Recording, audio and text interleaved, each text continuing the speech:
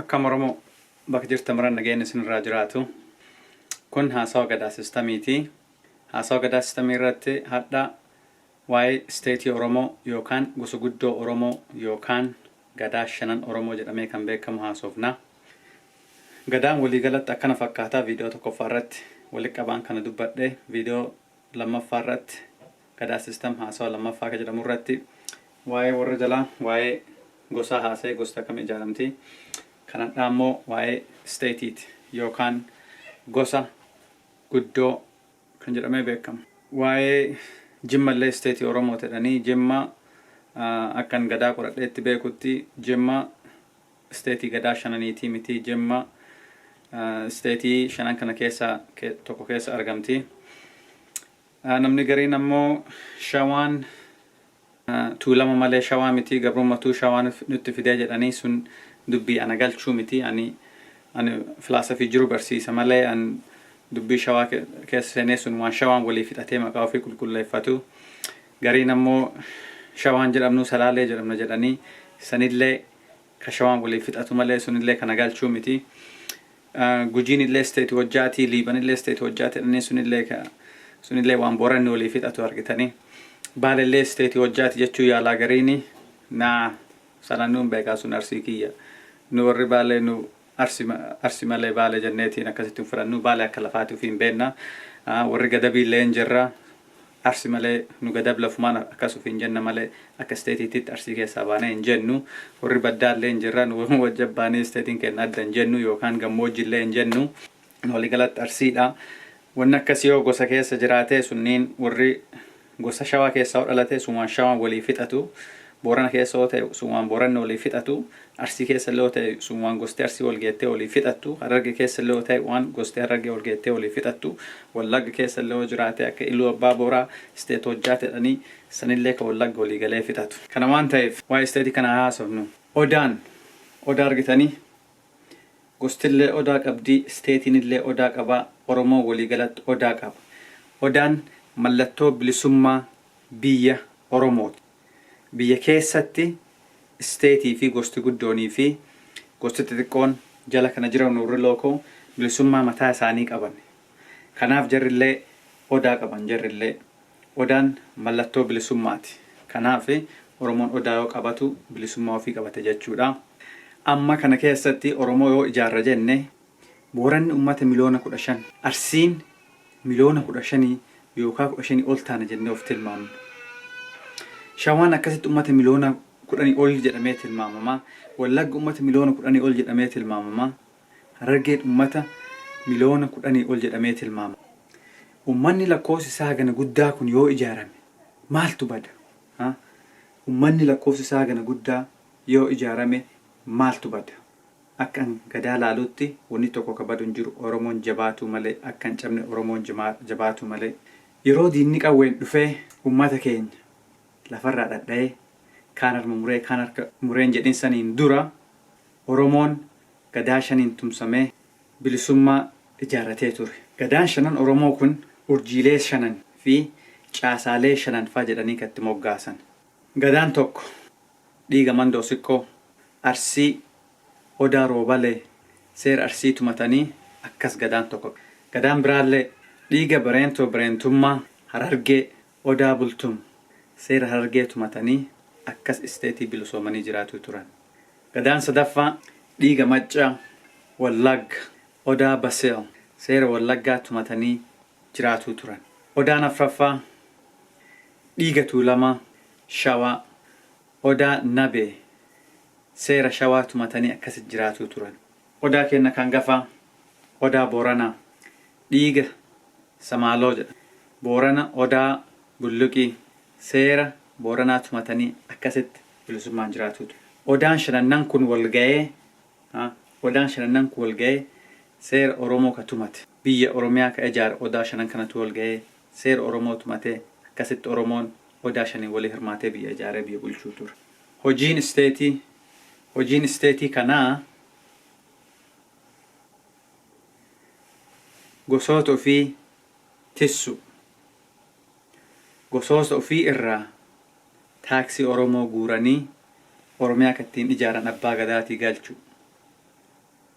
Abbaan Gadaa akkuma beektanii treaty jedhamee kaa'ame asirratti Ingiliffaan kaa'ee seera Oromoo biyyattiin bulchu, militarii Oromoo foollee Oromoo ittiin horatu, akaawuntii qaba abbaan Gadaa. Akaawuntii sanitti akaawuntii biyya Oromiyaati jechuudha. Abbaan Gadaa akkasii horatuu ture. Isteetiin gosa ofii tissuu fi Oromiyaa keessatti gosoota ofiitii bakka bu'u. Kana hojiin isteetii.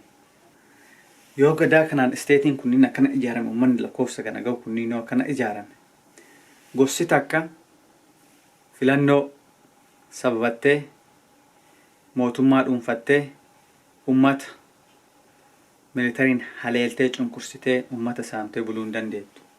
Gosti martuu waluma qixa taatee dhufti yeroo maraayyuu. Gosti takka filannoo dimokiraasii kijibaa kana sababattee biyya daamineetii godhuu hin dandeettu. Mootummaa fudhattee militariin ummata haleeluu hin dandeettu.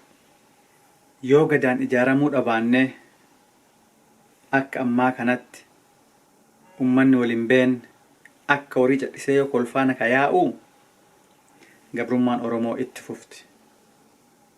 Itti fufti gabrummaan Oromoo yoo Gadaan ijaaramuu dhabaanne akka horii cadhifnee yoo ol keessa yaane gabrummaan Oromoo itti fufti. Oromoon garbaa fi baqataa ta'e addunyaa keessa faca'uun hin dhaabatu. Kana itti yaada. Yoo jabaannee mirga walqixaa kana dhaadhessaa kana filannoo dimokiraasii kana jabaannee itti ciramnee yoo faanuma duuneen martinuu dunuunfannee akkuma horii itti yaanee faana deemnee South Afrikaan caallu, Keeniyaan caallu. Laalaa biyya Keeniyaatiif biyya South Afrikaa waan fakkaatu.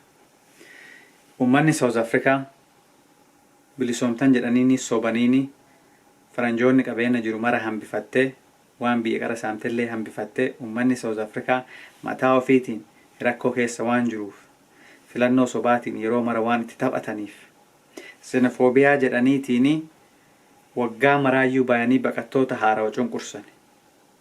Fakkeenya irraa godhan hin ajjeesanii suuqii jalaa jaraa gubanii hin beektan waan South Afrikaan nama gootu. Baqattoonni Oromoo lakkoofsa guddaan Keeniyaa keessa dabarree dhufne. Lakkoofsa guddaan Keeniyaa keessa jirti baqattoonni Oromoo waan Keeniyaan nama gootu hin beektan baqattoota. Kun bilisummaa dhugaatii miti. Elekshiniin jaratanii lamaanuu yeroo maraa ibidduma ol qaban magaalota maratti. Bilisummaa dhugaatii miti kunniin.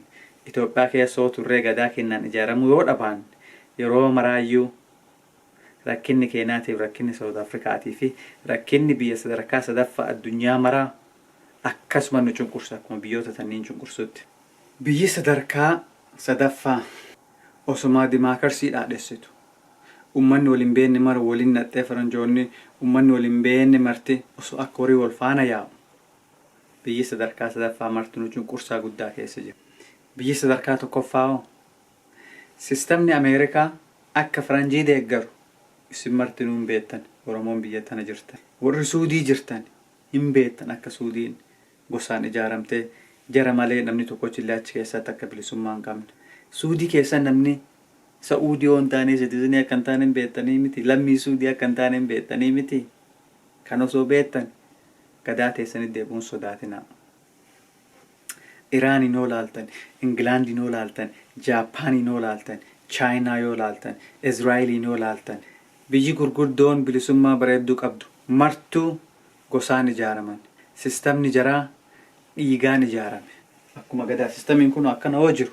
Kun tartiiba dhiigaatii miti. Qaxxitaa tartiibuma kanaan ijaarame biyyi jajjabaan bilisummaa qabu kunniin martinuu. Biyyi qabeenya ofii irraan fudhatamin martinuu Gadaa akkanaatiin dhiigaan ijaaramanii dhiigaan Gadaan jiraa deeggaramee dhaabatan malee wal faana yaa'aatiin muuziqa mafaa bichaa irratti Gadaan faarsan. Argitanii yommuu ol geennu bakka bakkatti Gadaa faarsina malee Gadaan jiraataan jirru Gadattaa deebinu. Biyyoonni maqaa isinii dhahetunniin Suudii, Ameerikaa, Ingilaandii, Jaapaanii, Izraa'eelii kunniin horii uf keessa yaasan. Isinii galee horii uf keessa yaasan malee akka horiititti ufii yaa'an. Isinii galee miti akka horiititti ufii yaa'an. Horii uf keessa yaasan malee horii akka nuu akka Oromoo kanneen argitanii ka Gadaa ofii gatee diigamee akkuma horii ol keessa yaa'u kanneen uf keessa yaasanii itti fayyadaman malee ofii dhiiga ofiitiin wal ijaaranii deeman addunyaa tana mara keessa akka horii hin yaa'an jarri. horii of keessa yaasan malee. Oromoo addunyaa maraa fakkeenya taanee addunyaa mara bilisoomsinaa, Afrikaa maraa fakkeenya taanee Afrikaa bilisoomsina hin jedhina. Biyya Afrikaa martinuu duubaa nu dhiittee akkuma Arabaaf Faranjiitti nu ergatu yaalaarti. Haga Keeniyaan baatu, haga Suudaaniin baatu, haga Ijiptiin baatu, haga South Afrikaan baatu kanneen nu bilisoomsinu. Ufittu nu dhiisaan jiranii, duubaa nu dhiitu jiranii. Galatoomaa na dhaga'uu keessanii fi galatoomaa viidiyoo kiyya sheerii godhuu keessanii fi waa'ee gadaa irratti yoomuu na waliin haasa'uun sodaatinaa. Galatoomaa.